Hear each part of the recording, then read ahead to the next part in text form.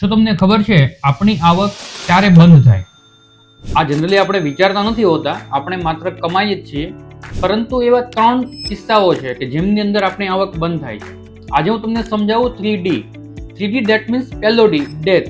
માણસની જ્યારે ડેથ થાય છે ત્યાર પછી એમની ઇન્કમ નથી આવતી. બીજો D છે ડિસીઝ, એટલે કે બીમારીઓ. ગંભીર બીમારીઓની અંદર કેન્સર છે, ક્રિટિકલ ઇલનેસ કોઈ આવી ગઈ હોય છે, તો એવા કિસ્સાઓની અંદર જે વ્યક્તિ પોતાની આવક જે છે એ કમાઈ શકતો નથી. ત્યાર પછી ત્રીજું D છે ડિસેબિલિટી.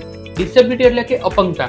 એક્સિડન્ટ જેવા કિસ્સાઓની અંદર માણસ કોમામાં જતા રહે છે, અથવા તો એમના હાથ અને પગને ઘણું નુકસાન થતું હોય છે, તો એવા કિસ્સાઓમાં પણ વ્યક્તિ કમાઈ શકતા નથી. તો આવી 3D ની જે ઇવેન્ટ છે, ડેથ, ડિસીઝ અને ડિસેબિલિટી, એવા કિસ્સાઓમાં પણ આપણી પાસે પૈસા આવવા જોઈએ.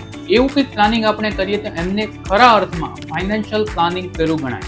અને હા, તમે પણ કંઈક આવું ફાઇનાન્શિયલ પ્લાનિંગ કરવા માંગતા હોય તો વેઝલ વેથનો આજે જ કોન્ટેક્ટ કરો. અને હા, ચોથું પણ એક એવું છે કે જેમની અંદર આપણી આવક બંધ થાય છે, જે હું તમને આવતા વિડીયોમાં જણાવીશ. તો એ જાણવા માટે આજે જ મને ફોલો કરો.